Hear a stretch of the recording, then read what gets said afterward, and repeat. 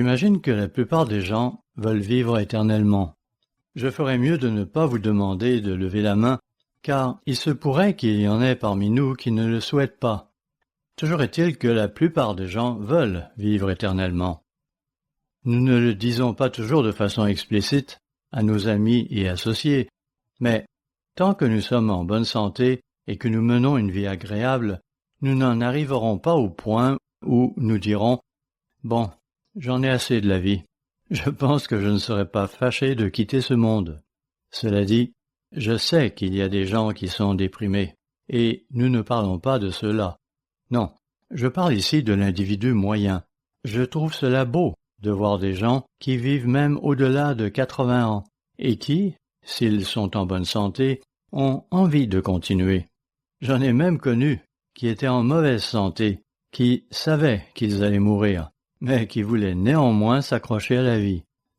On dirait que cela fait partie de notre condition humaine. Nous voulons vivre. Nous voulons vivre à jamais. Encore que certains n'en soient pas si sûrs, car ils s'imaginent dans leur fort intérieur qu'à un moment donné cela pourrait devenir ennuyeux. Peut-être y avez-vous déjà réfléchi. Peut-être que cette pensée vous a effleuré l'esprit. En effet, que ferons-nous après 1 milliard d'années? Qu'a fait le Christ? Et qu'a fait Dieu le Père il y a 1 milliard, voire 10 milliards d'années? Quant à nous, que ferons-nous à l'avenir?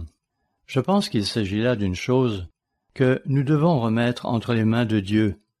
Dieu sait parfaitement ce qu'il fait, et même s'il y a beaucoup d'inconnus en ce qui a trait à la vie éternelle, soyez assurés qu'il a planifié tout cela, et nous allons trouver que cela en valait la peine. Les plaisirs qui nous attendent ne seront pas du tout ceux que ce monde considère comme importants. Ce seront des plaisirs spirituels propres à la famille divine. Mais lorsque nous sommes jeunes, nous ne pensons pas que cette vie aura une fin, même si nous savons que nous ne vivrons pas éternellement. Oui, nous savons que nous vieillirons un jour, mais quand nous sommes jeunes, c'est tellement loin dans le futur, pas vrai? Donc nous en sommes conscients, mais c'est tellement, tellement loin. Et puis un jour, nous nous réveillons et nous commençons à parler comme nos parents. Les enfants grandissent si vite. Où sont passées toutes ces années? Et nous commençons à réaliser que la vie n'est, après tout, pas aussi longue que nous l'avions pensé. Qu'en est-il de vous? Voulez-vous vivre éternellement? À moins que vous ne fassiez partie de ceux qui préféreraient être morts pour toujours, privés de mémoire et de toute forme de pensée. C'est ce à quoi Ecclésiaste chapitre 9 verset 10 fait allusion. Voyons-le rapidement, même si vous n'ignorez pas ce que dit ce verset bien connu. Ecclésiaste chapitre 9 verset 10. Tout ce que ta main trouve à faire avec ta force, fais-le, car il n'y a ni œuvre, ni pensée, ni science, ni sagesse dans le séjour des morts où tu vas. À moins que Dieu ne nous ressuscite, nous ne conserverons ni pensée, ni mémoire de ce que nous aurons vécu. Je crois l'avoir dit une fois lors d'une de mes émissions télévisées. Vous pourriez vivre jusqu'à l'âge de 1000 ans et même trouver un remède contre le cancer, mais à quoi cela vous servira-t-il une fois que vous aurez disparu? Vous n'aurez alors plus aucune connaissance de ce qui se passe. Vous serez alors ignorant de ce qui sera arrivé à vos enfants, à vos petits-enfants et à ceux qui les suivront. Vous n'aurez pas non plus connaissance de ce qui sera arrivé à la terre. De fait, si Dieu n'existait pas, le soleil finirait par s'éteindre, à moins que, et c'est plus probable encore, nous ne fassions sauter la planète avec ses occupants bien avant. Notez à ce propos ce que dit Psaume 146, versets 3 et 4. Psaume 146, versets 3 et 4. Ne vous confiez pas aux grands, aux fils de l'homme, qui ne peuvent sauver. Leur souffle s'en va, ils rentrent dans la terre, et ce même jour leurs desseins périssent. Ainsi, ne comptez pas sur l'homme pour vous sauver. Il est ici clairement question de la vie après la mort. Entre parenthèses, l'ancienne version King James mentionne ici que leurs pensées périssent. Il n'y a donc pas de vie après la mort, dans le sens où les gens l'entendent. Ils pensent qu'ils ne mourront pas, mais ils se trompent. De fait, nous allons tous mourir, et c'est pourquoi il faudra que Dieu nous ressuscite. Quel est le chemin vers la vie éternelle? Comment y arriver? Que devons-nous faire? Qu'est-ce que Dieu exige de vous pour que vous ayez la vie éternelle? Pouvez-vous mettre par écrit ce qui est exigé de vous? Et puis, il y a aussi une autre question. Êtes-vous un de ces chrétiens qui tiennent une liste? C'est d'ailleurs le titre de ce sermon. Êtes-vous un chrétien qui tient une liste? Pouvez-vous dresser une liste de toutes les choses que vous devez faire pour avoir la vie éternelle? Nous sommes ici confrontés à un petit point épineux. Voyons-le dans Matthieu chapitre 19 au verset 16, où il est dit, Matthieu 19, verset 16, « Et voici, un homme s'approcha et dit à Jésus, « Maître, que dois-je faire de bon pour avoir la vie éternelle? » Et nous pensons tous que nous connaissons la réponse à cette question. Verset 17, « Jésus, lui répondit, « Si tu veux entrer dans la vie, observe les commandements. » Vous le savez, vous aussi. Et il semble que ce jeune homme le savait également. Je pourrais alors me taire et m'asseoir, parce que tous, nous connaissons la réponse. Si vous voulez entrer dans la vie, observez les commandements. Mais notez la suite de sa discussion avec Jésus. Le jeune homme lui demande ensuite « Quels sont ces commandements ?»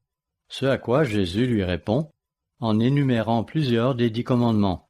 Finalement, au verset 20, le jeune homme lui dit qu'il observait toutes ces choses depuis sa jeunesse. Voyons-le. Matthieu 19, verset 20. Le jeune homme lui dit « J'ai observé toutes ces choses. Que me manque-t-il encore ?» Nous avons parmi nous des gens qui ont grandi dans l'Église. Beaucoup de jeunes ici, et même des moins jeunes qui ont grandi dans l'Église. Peut-être que vous n'êtes pas âgés de 80 ou 90 ans, mais certains d'entre vous qui ont 30, 40, voire 50 ans, ont grandi dans l'Église et ont connu les commandements toute leur vie. Et, au moins selon la lettre de la loi, vous les avez observés. Ainsi, vous n'avez tué personne, et il y a fort à parier que vous n'avez pas commis d'adultère ou de fornication. De plus, vous n'avez pas littéralement dévalisé une banque et volé quelqu'un de cette manière. Nous savons évidemment qu'observer l'esprit de la loi, c'est une autre affaire. Mais, au moins pour ce qui est de l'observer selon la lettre, il y a beaucoup de gens ici qui pourraient probablement prétendre qu'ils se sont efforcés de le faire, même s'ils ont parfois manqué leur objectif dans certains domaines. Et puis, nous avons le sabbat, nous avons les jours saints. Nous savons que nous devrions manger que des viandes pures, et nous nous sommes efforcés de le faire. Souvenez-vous de ce que Pierre avait dit dans Actes chapitre 10, au verset 14. « Non, Seigneur, car je n'ai jamais rien mangé de souillé ni d'impur. » Je ne suis pas sûr que nous qui vivons dans le monde actuel puissions prétendre cela. Peut-être que cela valait pour l'État juif d'alors, là où Christ et l'apôtre Pierre avaient vécu. En ce qui nous concerne, il va parfois nous arriver de manger des choses impures, sans que nous en ayons connaissance. Au moins, nous n'avions pas alors agi intentionnellement. C'est que nous sommes au courant des lois au sujet de ce qui est pur ou impur. Nous pouvons citer Lévitique 11 et Deutéronome chapitre 14, et nous pourrions vous dire ce qui permet de distinguer les aliments qui sont propres à la consommation et ceux qui ne le sont pas. Ainsi, dans le cas d'un animal, il doit avoir des sabots qui se divisent, et il doit ruminer. Les poissons, quant à eux, doivent avoir des écailles et des nageoires. Nous reconnaissons donc toutes ces choses, et nous nous en sortons plutôt bien à cet égard. L'objectif de notre vie, c'est de rechercher le royaume de Dieu, comme il est dit dans Matthieu chapitre 6, verset 33. Matthieu 6, verset 33. Cherchez premièrement le royaume et la justice de Dieu, et toutes ces choses vous seront données par-dessus. Il est ici question de toutes ces choses physiques que les gens recherchent. La célébrité, la fortune, le statut social, le bonheur à travers ces choses que l'argent peut nous procurer. Oui, on voudra faire beaucoup de choses. On voudra avoir beaucoup de choses. Ce sont là les objectifs de la personne moyenne. Mais pour nous, c'est un peu différent, n'est-ce pas? Peut-être que, dans une certaine mesure, nous tenons aussi à certaines de ces choses. Ainsi, nous voudrons certainement avoir assez d'argent pour vivre à l'aise et sans nous faire harceler par les créanciers. Oh, nous pouvons avoir la célébrité, la fortune et un statut social enviable. Mais, comme il est dit dans Luc chapitre 9, verset 25, Luc 9, verset 25, et que servirait-il à un homme de gagner tout le monde s'il se détruisait ou se perdait lui-même? Donc, si nous avons tous les biens de ce monde et que nous sommes bénis d'avoir une longue vie en santé, est-ce là tout ce qui importe?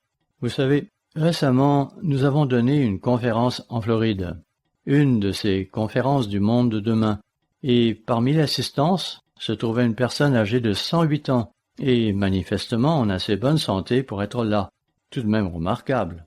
Mais, en fin de compte, à quoi cela sert-il si nous n'avons pas le bon objectif? La plupart d'entre nous le reconnaissent, et c'est pourquoi ils s'efforcent d'atteindre le royaume de Dieu. Par ailleurs, Jean chapitre 4 nous informe d'une mission qui nous est confiée, et il ne s'agit pas ici de la carrière que nous devons poursuivre pour subvenir à nos besoins. Voyons-le. Jean chapitre 4, verset 34. Jean chapitre 4, verset 34. Jésus leur dit: « Ma nourriture est de faire la volonté de celui qui m'a envoyé, et d'accomplir son œuvre. » Puis au verset 35 et 36, « Ne dites-vous pas qu'il y a encore 4 mois jusqu'à la moisson? Voici, je vous le dis, levez les yeux et regardez les champs qui déjà blanchissent pour la moisson. Celui qui moissonne reçoit un salaire, et amasse des fruits pour la vie éternelle, afin que celui qui sème et celui qui moissonne se réjouissent ensemble. » Intéressant ce qui est dit là, car cela nous sépare même de ceux qui vont observer le sabbat et les jours saints. Nous avons effectivement une passion pour le travail qui nous a été confié. Il est certain qu'il en était de même en ce qui concerne M. Herbert Armstrong, ainsi que Dr. Roderick Meredith. Ce dernier ayant dû remettre l'Église sur la bonne voie après l'apostasie de l'Église universelle, qui eut lieu peu après la mort de M. Armstrong. C'est ce qu'il a fait, d'abord dans le cadre de l'Église globale de Dieu, puis par l'entremise de l'Église du Dieu vivant, qui a pris la relève. Et c'est ainsi que, peu après l'apostasie de l'Église universelle, dont il s'était à présent détaché, Dr. Meredith s'est remis quelques mois plus tard à produire à nouveau des émissions radiophoniques. De même, en l'espace de quelques mois à peine, il avait relancé un magazine, et, peu après, nous passions à nouveau à la télévision. Et nous l'avons soutenu dans tout cela, comme cela nous est demandé. Et j'espère que nous le faisons tous de notre mieux, par nos prières, nos dîmes et nos offrandes. Et vous savez, l'une des raisons pour lesquelles nous donnons des dîmes et des offrandes, c'est justement pour accomplir cette œuvre. Oh, je sais qu'il y a ceux qui prétendent que l'œuvre avait déjà été accomplie du temps de M. Armstrong.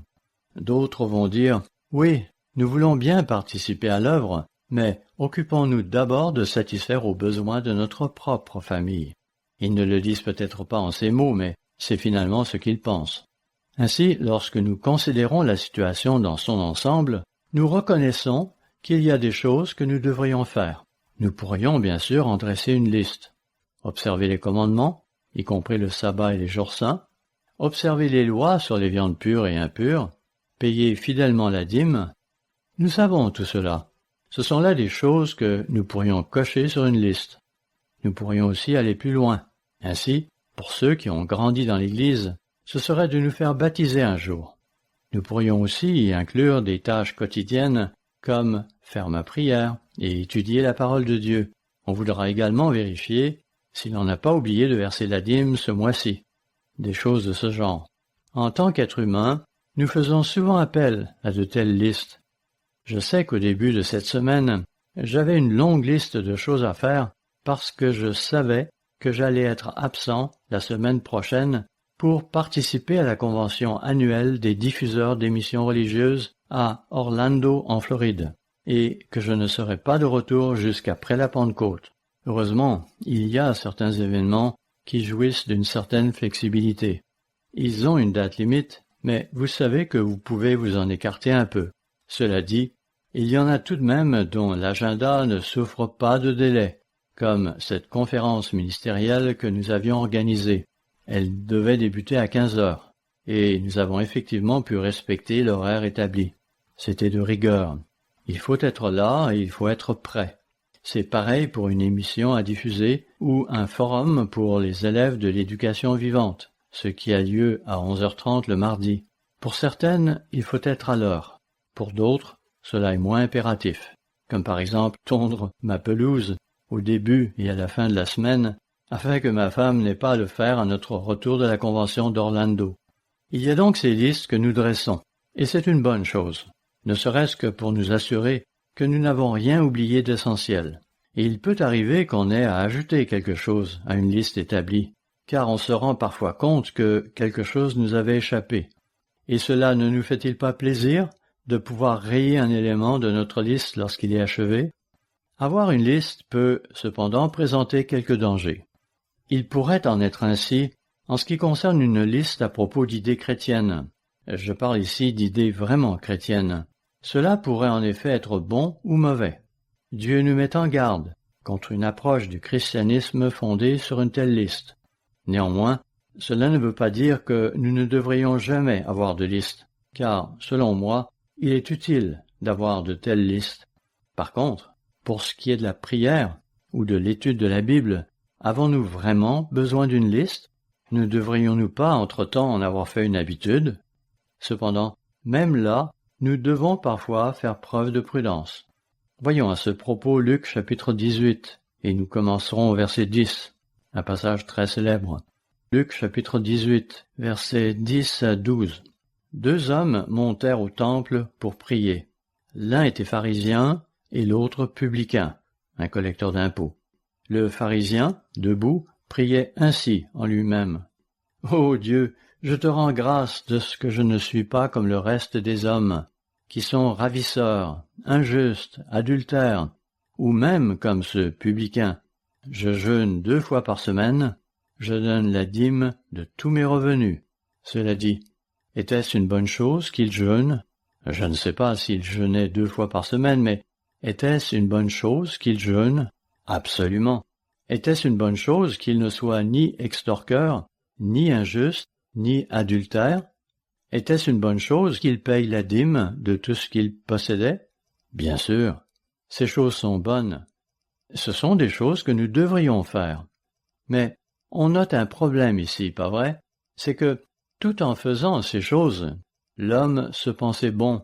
Or, parfois, lorsqu'on pense ainsi, ce n'est pas toujours le cas. Tournons-nous à présent vers Matthieu chapitre 23, où il est question de personnes qui avaient dressé leur liste de choses à faire. Nous ne prendrons pas le temps de lire tout le chapitre qui mentionne cette réprimande cinglante à l'endroit des scribes et des pharisiens. Contentons-nous de n'en lire que le verset 23. Matthieu 23, verset 23. « Malheur à vous, scribes et pharisiens hypocrites! Si on n'est pas sur ses gardes, on peut donc faire les bonnes choses et néanmoins se faire traiter d'hypocrite. Malheur à vous, scribes et pharisiens hypocrites, parce que vous payez la dîme de la menthe, de l'ânette et du cumin, des petites graines et des feuilles qu'ils comptaient soigneusement, et que vous laissez ce qui est plus important dans la loi, la justice, la miséricorde et la fidélité. C'est là ce qu'il fallait pratiquer sans négliger les autres choses. Notez cette mention de la justice, de la miséricorde et de la foi. En un sens, ces éléments vont au-delà des 10 commandements. On pourrait dire que les 10 commandements les incluent de façon implicite. Et c'est vrai. Mais, à vrai dire, il n'y a pas vraiment de commandements qui disent « tu auras la foi », bien qu'on nous exhorte, ailleurs, de vivre par la foi. On pourrait en dire autant à propos de la miséricorde et de la justice. Cela ne fait pas non plus partie des 10 commandements, sinon dans un sens plus large, lorsqu'on s'efforce de vivre selon l'esprit et selon l'intention de la loi, des 10 commandements. Nous avons une magnifique brochure de Dr Meredith sur le sujet des 10 commandements. Si vous ne l'avez pas étudiée récemment, il serait bon de vous la rappeler en mémoire, car elle parle de l'intention de la loi, de ce que cela signifie de l'observer selon l'esprit. Ainsi, lorsqu'il y est question de la dîme, on apprend que c'est voler Dieu lorsqu'on refuse de la payer, et, dans un sens, on comprend que ce refus s'inscrit dans le cadre de l'observance des 10 commandements. Mais tout en s'acquittant de choses faciles à comprendre et à faire, n'oublions pas qu'il y a encore des choses plus importantes aux yeux de Dieu, à savoir la justice, la miséricorde et la foi. Donc, la dîme est importante, nous devons la payer, mais nous ne devons pas négliger d'autres choses. Passons maintenant à Philippiens chapitre 3, et je commencerai au verset 1. Philippiens 3, verset 1. Au reste, mes frères, réjouissez-vous dans le Seigneur. Je ne me lasse point de vous écrire les mêmes choses, et pour vous, cela est salutaire. Ces choses que je vous écris vous garantiront donc la sécurité.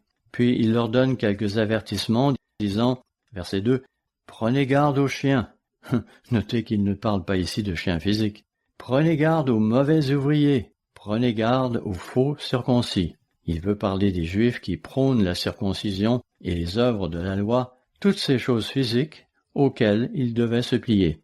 Et il les met en garde contre cela. Versets 3 et 4. « Car les circoncis, c'est nous, qui rendons à Dieu notre culte par l'Esprit de Dieu, qui nous glorifions en Jésus-Christ et qui ne mettons point notre confiance en la chair. Moi aussi, cependant, j'aurais sujet de mettre ma confiance en la chair. Si quelqu'un croit pouvoir se confier en la chair, je le puis bien davantage. » Puis il étale la liste de ses acquis personnels, ajoutant, versets 5 à 7, « Moi, circoncis le 8e jour, de la race d'Israël, de la tribu de Benjamin, hébreu né d'Hébreux, quant à la loi pharisien, quant au zèle, persécuteur de l'Église, irréprochable à l'égard de la justice de la loi. Mais ces choses qui étaient pour moi des gains, je les ai regardées comme une perte, à cause de Christ. Il dit donc, j'ai fait toutes ces choses. J'ai été circoncis le 8e jour. J'étais juif. J'étais de la lignée de Benjamin, même si j'étais aussi de la maison de Juda. Puis il poursuit disant, je puis tenir tête à n'importe qui quand il s'agit d'être juste ou religieux. J'ai été zélé. J'ai persécuté l'Église. J'ai persécuté ceux qui, à mon avis, allaient dans la mauvaise direction. Mais il s'est rendu compte que ce qui était pour lui un gain, il l'avait en quelque sorte perdu par rapport à Christ. Verset 8. Et même, je regarde toute chose comme une perte à cause de l'excellence de la connaissance de Jésus-Christ mon Seigneur, pour lequel j'ai renoncé à tout. Je les regarde comme de la boue, afin de gagner Christ et d'être trouvé en lui non avec ma justice, c'est-à-dire avec la confiance en ma capacité d'observer la loi, et il se réfère ici à l'ensemble de la loi. Nous savons bien sûr que nous ne pouvons pas observer parfaitement les 10 commandements, et que, si nous les enfreignons, ne serait-ce qu'une fois, nous sommes passibles de la peine de mort. De plus, même si nous pouvions parfaitement observer la loi à partir de ce jour, cela n'effacerait pas notre violation antérieure de la loi, ce qui nous attirerait la peine de mort. Nous avons donc besoin de Jésus-Christ, de son sang versé pour nous. À nouveau, verset 9, « Et d'être trouvé en lui non avec ma justice, celle qui vient de la loi, mais avec celle qui s'obtient par la foi en Christ, la justice qui vient de Dieu par la foi. » Versets 10 et 11. « Ainsi, je connaîtrai Christ et la puissance de sa résurrection et la communion de ses souffrances, en devenant conforme à lui dans sa mort. » En d'autres termes, en mettant à mort le vieil homme. C'est ce que nous faisons lors de notre baptême. C'est la phase initiale par laquelle nous exprimons notre désir de changer notre façon de vivre, de vouloir mortifier les actions du corps, en devenant conforme à lui dans sa mort, pour parvenir, si je puis, à la résurrection d'entre les morts. Paul nous dit donc ici de nous méfier de la circoncision, de l'approche adoptée par les Juifs de son époque, ce qui vaut tout autant aujourd'hui. Nous lisons que Christ était constamment en conflit avec eux, ou plutôt, qu'ils étaient sans cesse en conflit avec lui, à propos de la façon dont lui observait le sabbat. Christ n'a donc pas supprimé le sabbat. Ne disait-il pas qu'il était Seigneur du sabbat? Évidemment, c'est lui qui nous a donné le sabbat. C'est lui qui l'a sanctifié en se reposant ce jour-là. Comment pourrait-il être le Seigneur de quelque chose qui n'existe pas? Le sabbat est donc important. Les jours saints sont importants. Mais les Juifs ont introduit toutes ces restrictions à propos de ce jour et de la façon dont ils pensaient qu'il devait être observé. Et ils ont abusé de ce que Dieu leur avait donné.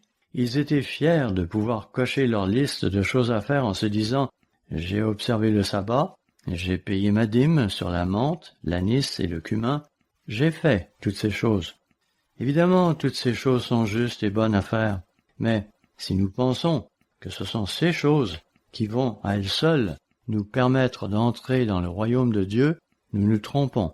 Nous ne pouvons pas y arriver par nos propres forces. Nous avons besoin du pardon qui nous vient de Jésus-Christ et du sang qu'il a versé pour nous.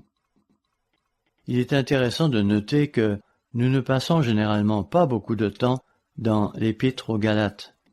Et lorsque nous le faisons, c'est plutôt pour souligner ce qu'elle ne dit pas, plutôt que ce qu'elle dit.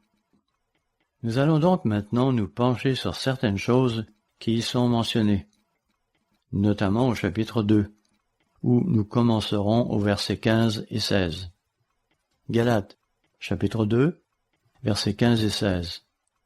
Nous sommes juifs de naissance, et non pécheurs d'entre les païens.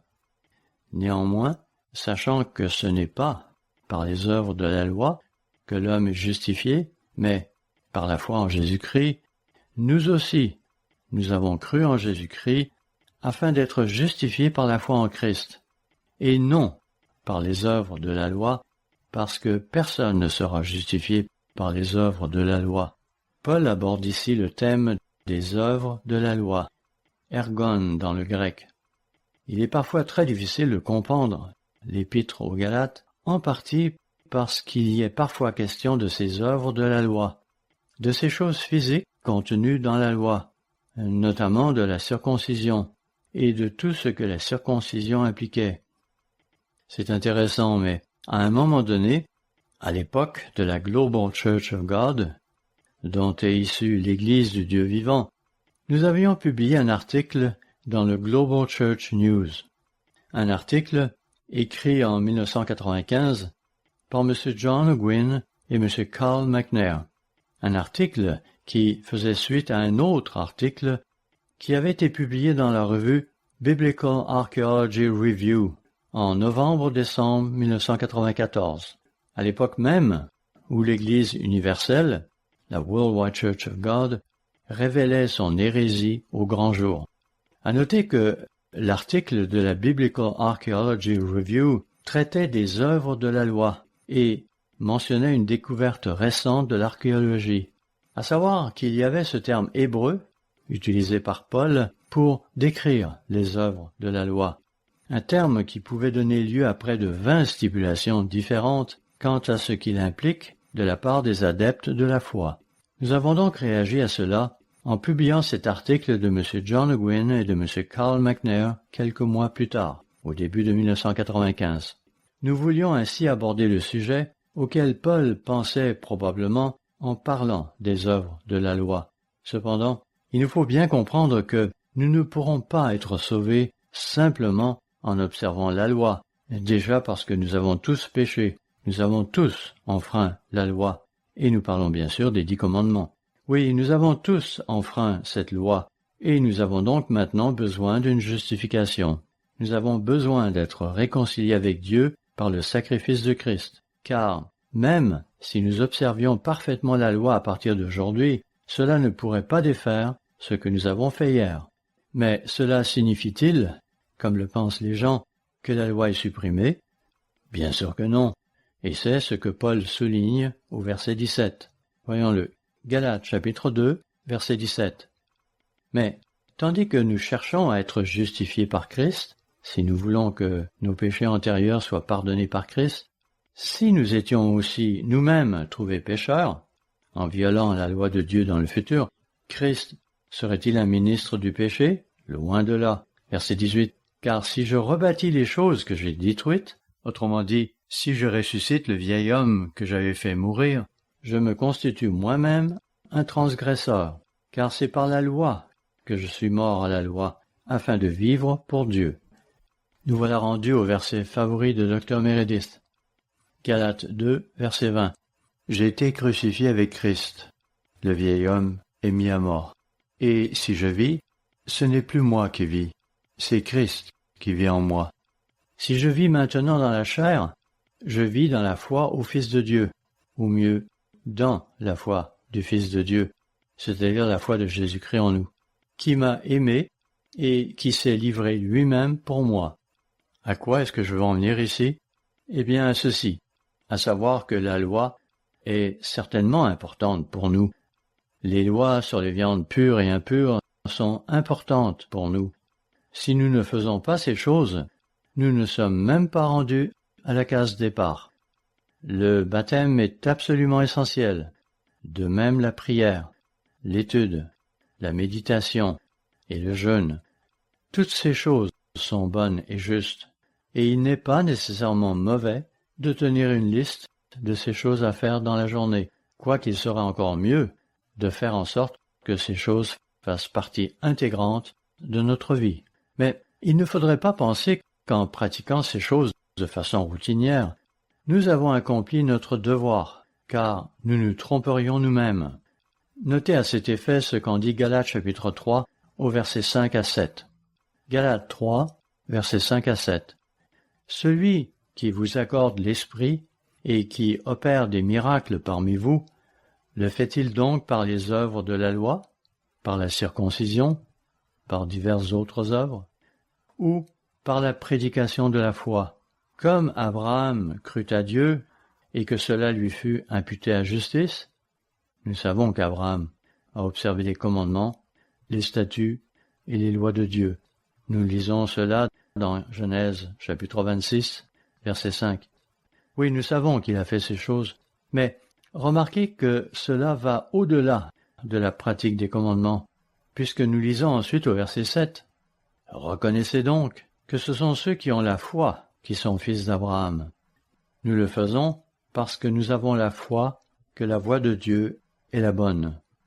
Je sais qu'il nous est difficile d'agir de la sorte si nous n'avons pas la foi, mais si nous avons grandi dans l'Église, c'est tout simplement notre mode de vie. Combien de personnes ont grandi dans le catholicisme, le protestantisme ou le bouddhisme pour ensuite adopter ce mode de vie, parce que c'est ainsi qu'elles vivent, qu'elles ont grandi. Mais avons-nous vraiment une foi profonde et durable en Dieu le Père et en Jésus-Christ, et leur faisons-nous confiance en toutes choses? Vous savez, les enfants d'Israël se sont comportés d'une certaine manière, du moins jusqu'à ce que Dieu les soumette à certaines épreuves. Justement, le commentaire de cette semaine par M. Roger Meyer porte sur les tests. Lorsque nous testons le micro, c'est ce que nous faisons. Nous répétons alors test 1, 2, 3. Dans son commentaire, M. Meyer souligne comment Dieu nous teste. Oui, Dieu a testé Israël, et Dieu nous teste également. Allons-nous revenir à nos propres façons de faire les choses, ou allons-nous faire confiance à Dieu? L'apôtre Jacques aborde ce problème, et il est un fait que notre nature humaine nous amène naturellement à penser que nous sommes justes dans ce que nous faisons, tout en nous imaginant que nous n'avons après tout rien à faire, car tout a été fait pour nous. Il est vrai que la plupart d'entre nous pencheront probablement du côté de l'obéissance à Dieu, ce qui est juste et bon, mais peut-être que nous irons trop loin dans cette voie, contrairement au monde protestant qui pense généralement que nous n'avons pas à faire quoi que ce soit. Je ne voudrais pas y passer trop de temps, mais lisons au moins ces quelques versets dans Jacques chapitre 2, versets 20 à 22, où il est dit, Jacques chapitre 2, versets 20 à 22, « Veux-tu savoir, ô homme vain, que la foi sans les œuvres est inutile? Abraham notre père ne fut-il pas justifié par les œuvres lorsqu'il offrit son fils Isaac sur l'autel? » Tu vois que la foi agissait avec ses œuvres, et que, par les œuvres, la foi fut rendue parfaite. Cela dit, Dieu ne vous a pas demandé de sacrifier votre fils, et si vous entendiez une voix qui vous dirait cela, eh bien, n'y prêtez pas attention, parce que Dieu ne vous demandera pas pareille chose, je puis vous l'assurer. Il est vrai qu'il y a des gens qui peuvent avoir des problèmes émotionnels, et qui pourraient en venir à des idées folles comme celle-là. Non, nous avons ici un événement unique, un événement qui devait préfigurer ce que Dieu le Père allait faire avec son Fils. Notez cependant que Dieu a empêché Abraham d'accomplir la chose, et ce n'est pas parce qu'Abraham manquait de foi pour l'accomplir. Il ne s'agissait pas ici de l'un des 10 commandements, ni de la loi à propos des viandes pures et impures. Ici, Dieu lui disait de faire quelque chose, un événement unique, pour lequel Dieu le testait, afin de voir s'il serait le Père des fidèles, ce qu'il est bien sûr. Nous voyons ici ces manœuvres de la nature humaine qui cherchent à aller vers un extrême ou l'autre, pour s'efforcer de se frayer un chemin vers le royaume de Dieu, à moins qu'elle ne s'imagine qu'elle n'a pas vraiment besoin d'en faire autant, disant « Non, ce n'est pas si important de payer ma dîme, ce n'est pas si grave si je mange un peu de porc, ou si je fais ceci ou cela. » Je ne pense pas que la plupart d'entre nous aillent jusqu'à cet extrême, mais certains le font. Alors, qu'est-ce que Dieu exige de nous? Car c'est vraiment de cela dont il s'agit. Oui, qu'est-ce que Dieu exige de nous? Eh bien, voyons ce que Dieu nous répond dans Deutéronome chapitre 10.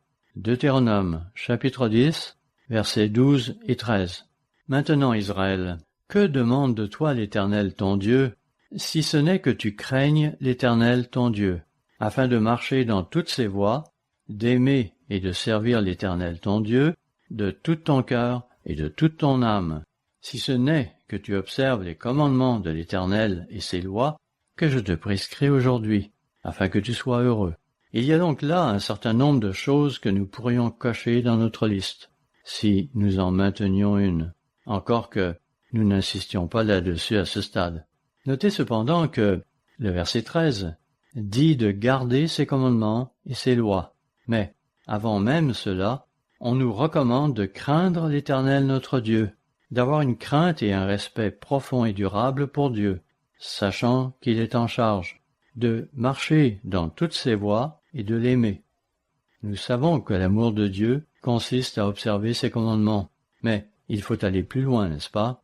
Pour vraiment aimer Dieu, il faut aller au-delà du simple fait de lui être agréable. Il nous faut apprendre à le servir de tout notre cœur et de toute notre âme. Vous souvenez-vous de ce roi qui obéissait à Dieu, mais qui n'avait pas vraiment le cœur à l'ouvrage? Je viens tout juste d'y penser, sinon j'aurais entrepris des recherches à ce sujet. En fin de compte, nous pouvons faire les choses que nous avons à faire parce que nous devons les faire. Ou nous pouvons les faire parce que nous voulons exprimer à Dieu tout notre amour en adoptant pleinement sa voie de vivre. Notez Michée chapitre 6, un autre endroit où on nous dit ce qui est exigé de nous. Michée 6, versets 6 et 7. Avec quoi me présenterai-je devant l'Éternel, pour m'humilier devant le Dieu très haut? Me présenterai-je avec des holocaustes, avec des veaux d'un an? L'Éternel agréera-t-il des milliers de béliers, des myriades de torrents d'huile? Donnerai-je pour mes transgressions mon premier-né, pour le péché de mon âme le fruit de mes entrailles? Vous voyez à nouveau apparaître cette notion de justification. Ce qui est exprimé ici, c'est « Oui, j'ai péché. Que vais-je faire pour revenir dans les bonnes grâces de Dieu? Sera-t-il satisfait de tous ces sacrifices? » Eh bien, vous savez que Dieu avait jadis institué cette pratique d'offrir des sacrifices. Il n'était donc pas inapproprié de pratiquer ces choses. Ce qu'il faut plutôt considérer, c'est avec quelle attitude d'esprit nous le faisons. Verset 8. On t'a fait connaître, ô homme, ce qui est bien, et ce que l'Éternel demande de toi. C'est que tu pratiques la justice, que tu aimes la miséricorde, et que tu marches humblement avec ton Dieu. Nous pouvons observer les 10 commandements, nous pouvons observer les lois, tout en manquant d'humilité, de justice ou de miséricorde. Ainsi nous pouvons ne pas être miséricordieux, même si, en notre fort intérieur, nous savons pertinemment que c'est conforme à l'esprit et à l'intention des lois de Dieu. On va donc parfois se concentrer un peu trop sur le respect des commandements, mais simultanément, on oubliera d'autres éléments, tels que la justice, la miséricorde et la foi, ou, comme il est mentionné ici, la justice, la miséricorde et l'humilité.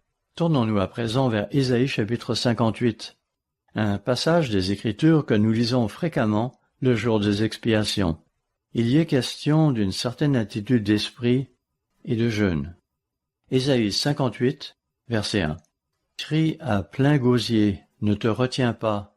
Élève ta voix comme une trompette, et annonce à mon peuple ses iniquités, à la maison de Jacob ses péchés.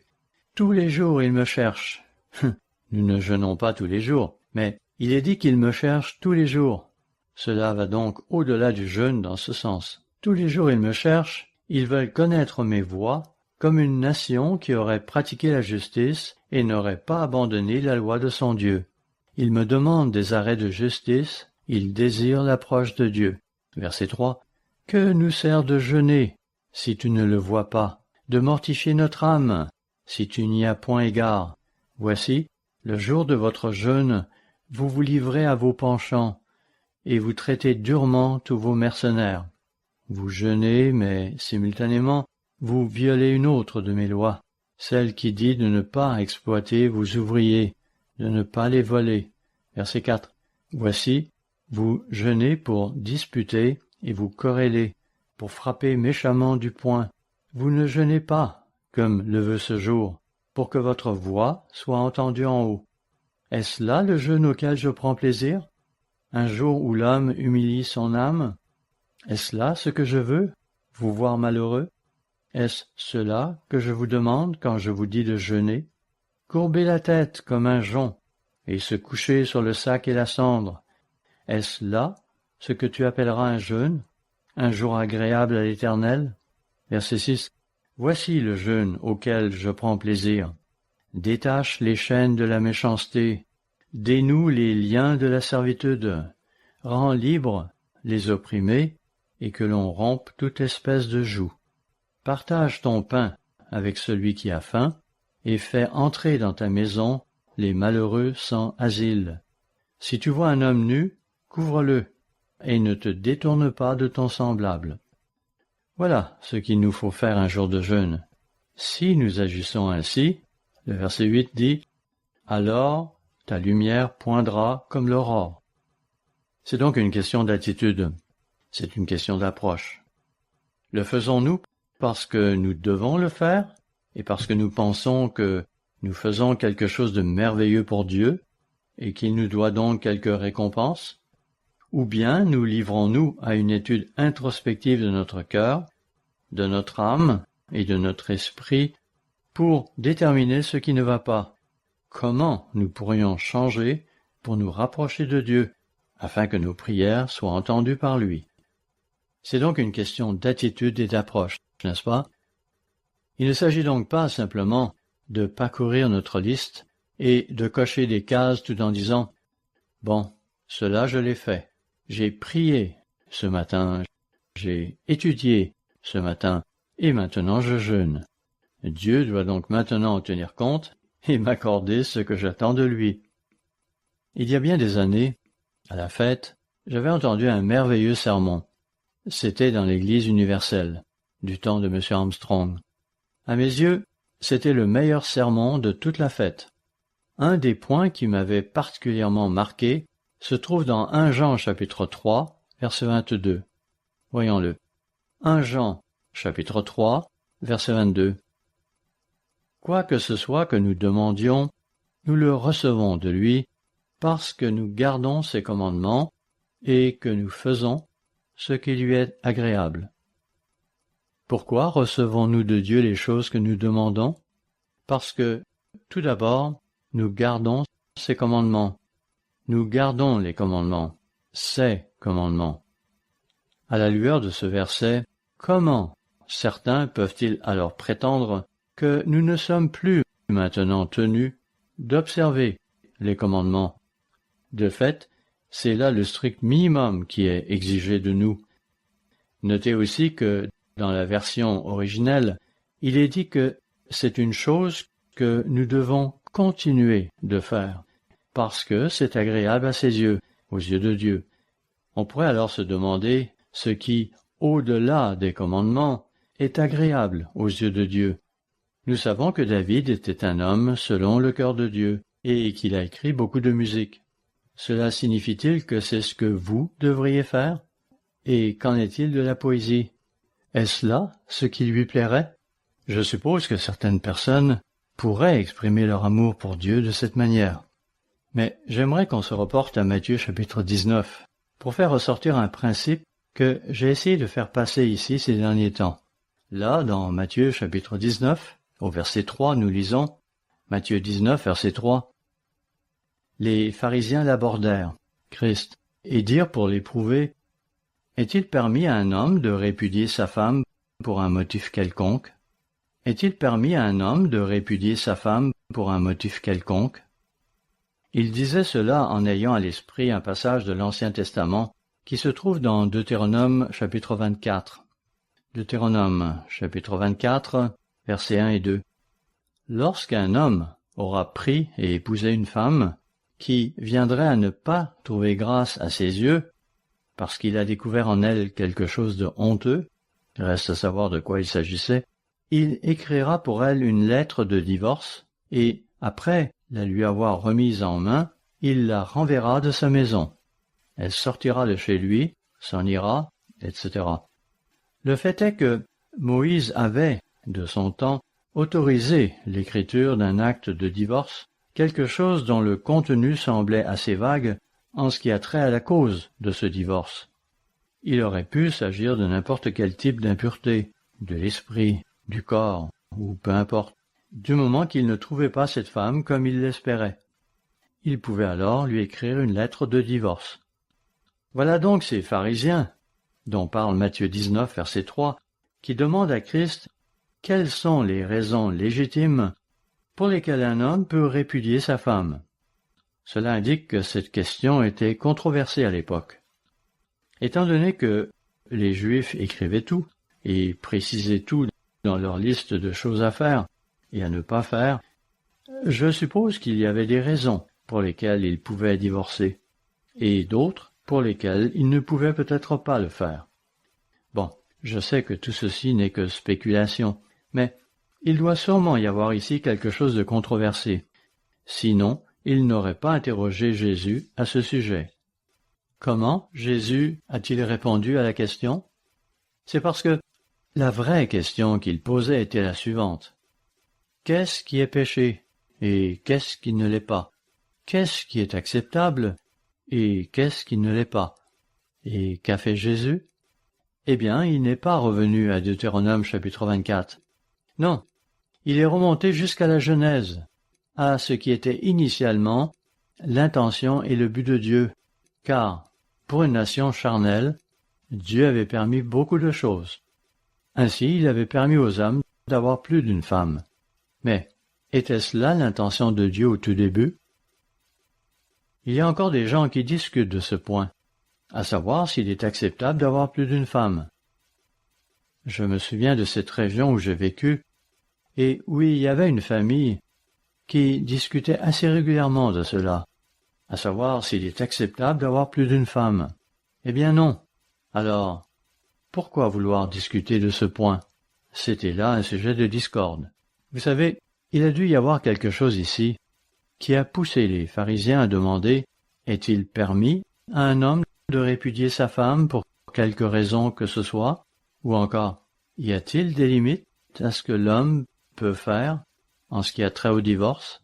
C'est pourquoi Jésus est remonté jusqu'à la Genèse en disant dans Matthieu 19, verset 4, Matthieu 19, verset 4 à 6, « N'avez-vous pas lu que le Créateur au commencement fit l'homme et la femme et qu'il dit « C'est pourquoi l'homme quittera son père et sa mère et s'attachera à sa femme et les deux, pas les 15 ou 20, et les deux deviendront une seule chair. Ainsi, ils ne sont plus deux, mais ils sont une seule chair. Que l'homme donc ne sépare pas ce que Dieu a joint. » Notez qu'en répondant de la sorte, Jésus n'a pas vraiment répondu à leur question à propos de possibles motifs de divorce. Il n'a fait que les ramener en arrière. En d'autres termes, leur question « Serait-ce un péché? Serait-ce acceptable ?» n'était pas la bonne.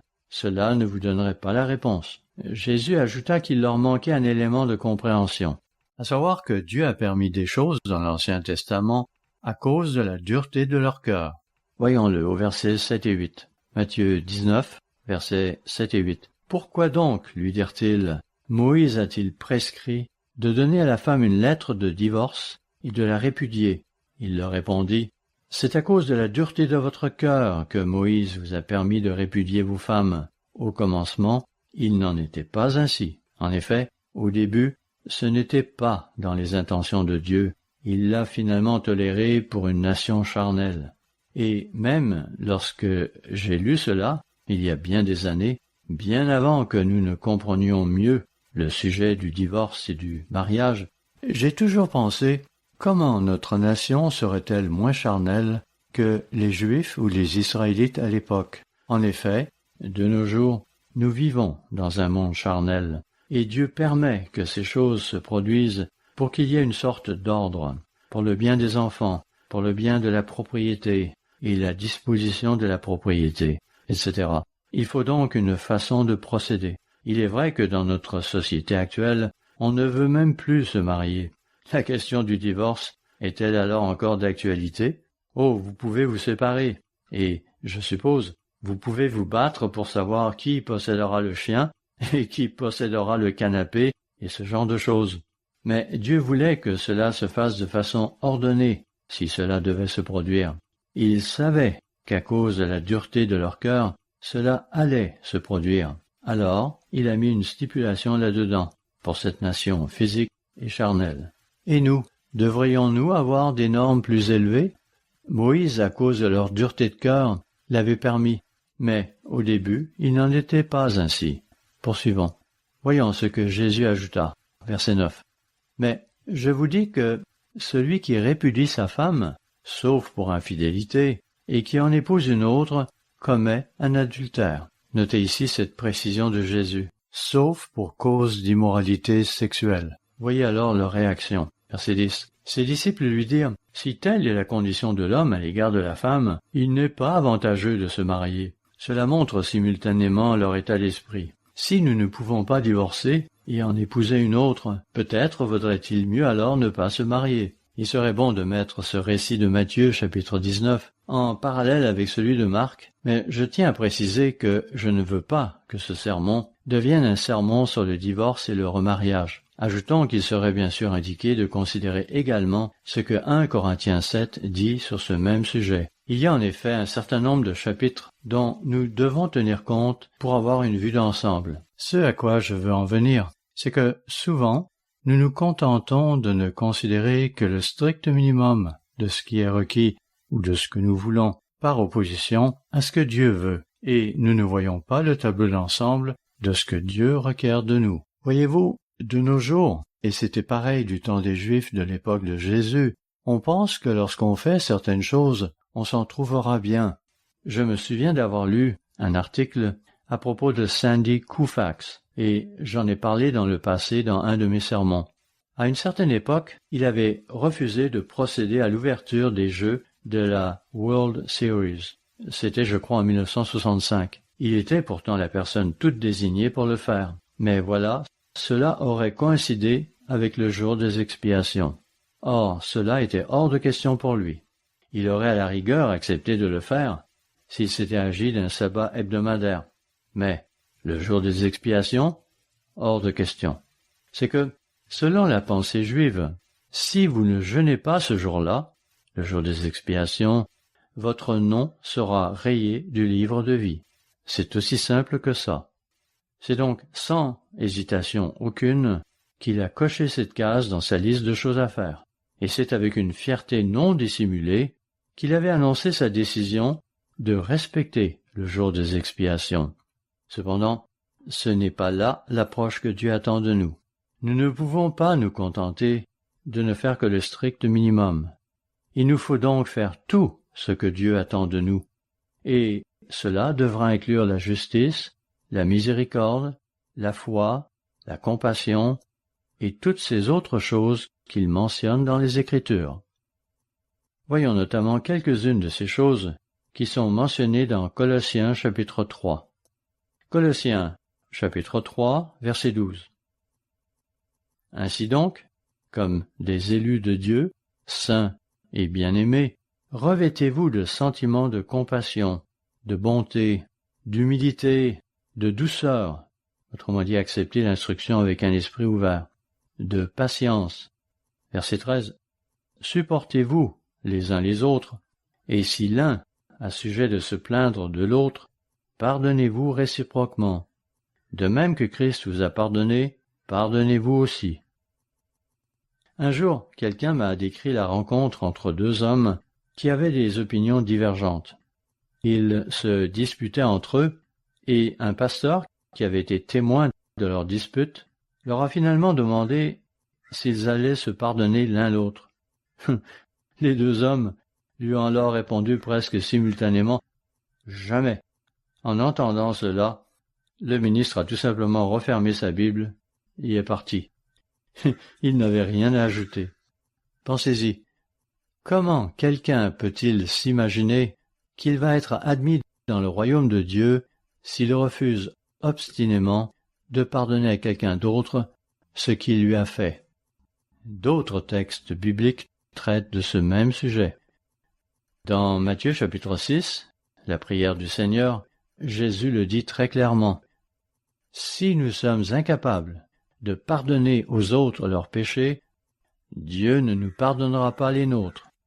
Et pourtant, les gens peuvent parfois devenir si endurcis, si amers envers quelqu'un d'autre, qu'ils refuseront de lui pardonner.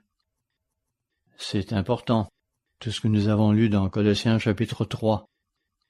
Posons-nous la question.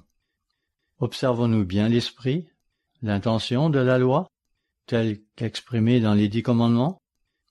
Méditons-nous là-dessus? Ayez de la compassion pour ceux de votre entourage. Montrez de la gentillesse envers autrui. Faites preuve d'humilité, de douceur, de longanimité ou de patience. Et comme on vient de le lire dans Colossiens chapitre 3, supportez-vous les uns les autres. Et si l'un a sujet de se plaindre de l'autre, pardonnez-vous réciproquement. De même que Christ vous a pardonné, pardonnez-vous aussi. Puis au verset 14. Mais, par-dessus toutes ces choses, revêtez-vous de l'amour, qui est le lien de la perfection. Notez maintenant ce que dit 1 Pierre chapitre 3, verset 8. 1 Pierre chapitre 3, versets 8 et 9. Enfin, soyez tous animés des mêmes pensées et des mêmes sentiments, pleins d'amour fraternel, de compassion, d'humilité. Ne rendez point mal pour mal ou injure pour injure. En donnant ce sermon, je ne veux pas donner une mauvaise impression. On dénote vraiment beaucoup d'amour au sein du peuple de Dieu. Et, dans l'ensemble, j'ai l'impression que nous nous efforçons d'être courtois. Nous essayons de ne pas rendre le mal pour le mal. Je crois que nous faisons ces choses dans l'ensemble. Mais, ce que je veux dire, c'est que nous devons aller au-delà du simple respect de la lettre de la loi. Nous ne pouvons pas nous contenter de simplement dresser une liste de choses à faire. Ok, j'ai prié, j'ai étudié, j'ai jeûné, j'ai été baptisé, je ne mange pas de viande impure, je fais ceci, je ne fais pas cela. Nous ne pouvons pas adopter une telle approche à l'égard du christianisme. Notre christianisme doit refléter une approche globale de la vie, de notre façon de penser et de considérer les choses. Cela requiert du temps. Une telle approche ne s'atteint pas instantanément. Quand je repense à ma vie, à certaines bêtises que j'ai faites, je suis heureux qu'elles soient loin dans le passé.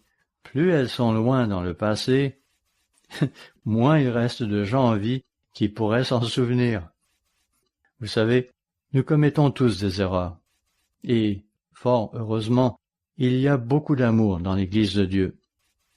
À nouveau, je le répète, il faut nous efforcer d'aller au-delà du simple respect des 10 commandements, de simplement parcourir notre liste des choses à faire ou à ne pas faire en disant « Bon, je n'ai pas d'autre Dieu, sinon le vrai Dieu. Je n'adore pas d'idole. Je ne prends pas le nom de Dieu en vain. » Tout cela, nous devrions l'intégrer de façon indélébile dans notre caractère.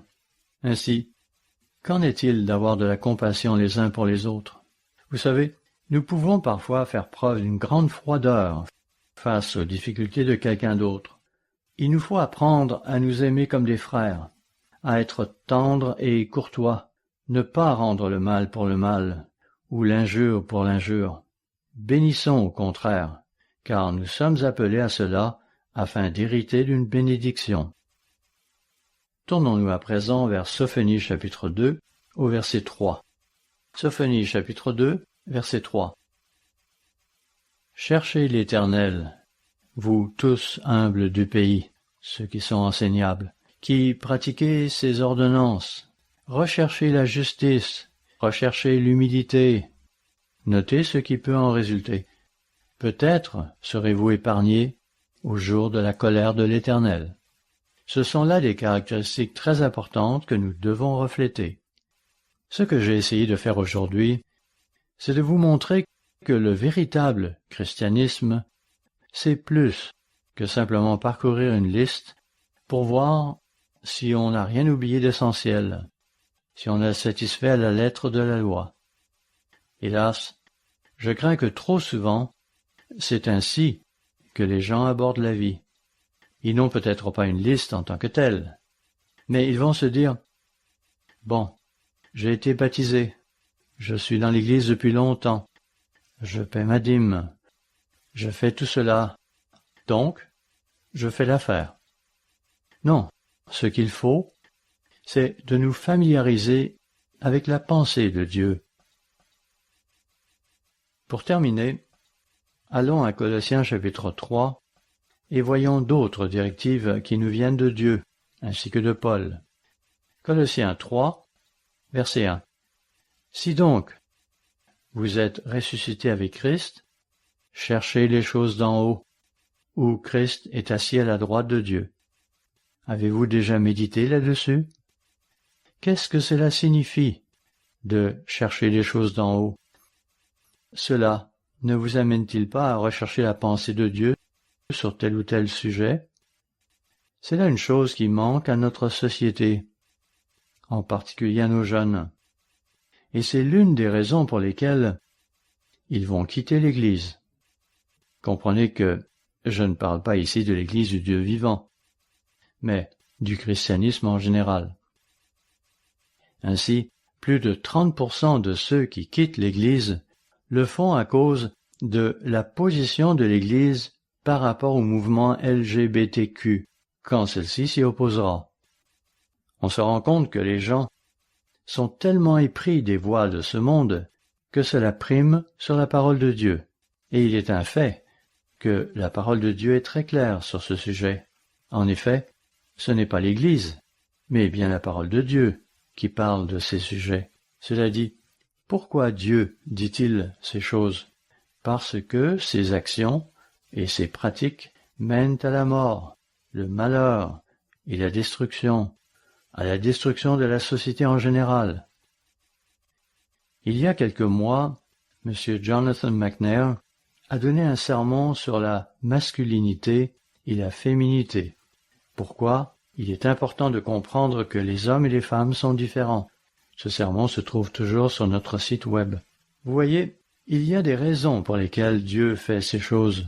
Ce n'est pas qu'il hait qui que ce soit. Souvent, lorsque je donne une conférence du monde de demain et que je mentionne certaines de ces choses, je vais me tourner vers les chapitres 11 et 12 de Matthieu, où il est question de ces Juifs, imbus de leur propre justice, qui vont trouver cela plus intolérable au moment de leur résurrection que Sodome et Gomorrhe et d'autres villes païennes. C'est que si ces dernières avaient vu les miracles accomplis par Christ, elles se seraient repenties depuis longtemps. Vous savez, ce n'est pas que les personnes qui nous côtoient soient plus mauvaises que le reste d'entre nous, mais elles ont adopté un comportement qui est mauvais. Témoin ce mouvement transgenre que je trouve absolument insensé. Le fait qu'un homme puisse participer à des compétitions sportives féminines, par exemple. Hélas, la jeune génération a tellement été endoctrinée qu'elle va adopter le point de vue de la personne transgenre et oublier tout le reste. Cela me fait penser à cette femme qui fait partie d'une sororité là-bas, au Wyoming. Note du traducteur. Une sororité est une sorte de fraternité réservée aux femmes. Cette membre d'une sororité voit donc arriver un homme qui mesure 1,80 m et pèse 120 kilos. Un homme qui se prend pour une femme, ou du moins qui le prétend. Et le voilà qui reste là, à regarder les femmes qui sont réunies là, et qui se sentent mal à l'aise. Comble de l'ironie, ce sont elles qui se font maintenant critiquer pour leur attitude. C'est de la folie. Poursuivons notre lecture dans Colossiens chapitre 3. Colossiens chapitre 3, versets 2 et 3. Attachez-vous aux choses d'en haut, et non à celles qui sont sur la terre. Car vous êtes morts, et votre vie est cachée avec Christ en Dieu. Oui, en passant par les eaux du baptême, nous avons fait mourir le vieil homme. C'est du moins l'image que nous en avons. Évidemment, le processus avait déjà commencé avant cela, mais c'en était la marque officielle. Versets 4 à 10. Quand Christ, votre vie, paraîtra, alors vous paraîtrez aussi avec lui dans la gloire. Faites donc mourir ce qui, dans vos membres, est terrestre, la débauche, l'impureté, les passions, les mauvais désirs et la cupidité, qui est une idolâtrie. C'est à cause de ces choses que la colère de Dieu vient sur les fils de la rébellion. C'est ainsi que vous marchiez autrefois, lorsque vous viviez dans ces péchés. Mais maintenant, renoncez à toutes ces choses, à la colère, à l'animosité, à la méchanceté, à la calomnie, aux paroles équivoques qui pourraient sortir de votre bouche. Ne mentez pas les uns aux autres, vous étant dépouillés du vieil homme et de ses œuvres, et ayant revêtu l'homme nouveau, qui se renouvelle dans la connaissance, selon l'image de celui qui l'a créé. Frères et sœurs, nous pouvons comprendre qu'il peut être sécurisant d'avoir des listes de points à accomplir. Ce n'est pas mauvais de nous rappeler ainsi ce qu'il nous faudra faire, y compris au besoin de prier et d'étudier. Cependant, nous devons reconnaître que le véritable christianisme ne se réduit pas à une liste où il y aura des points à cocher en disant « Bon, ça c'est fait, que reste-t-il d'autre à faire ?» Non, le véritable christianisme va bien au-delà, et j'espère que nous pourrons, au fur et à mesure que nous progressons, nous pénétrer de l'Esprit de Dieu. Il ne faut donc pas se contenter de regarder ce que l'on peut ou doit faire, autrement dit, s'en tenir à la lettre de la loi, mais de rechercher plutôt l'esprit et l'intention de la loi, tout en permettant à Christ de vivre sa vie en nous.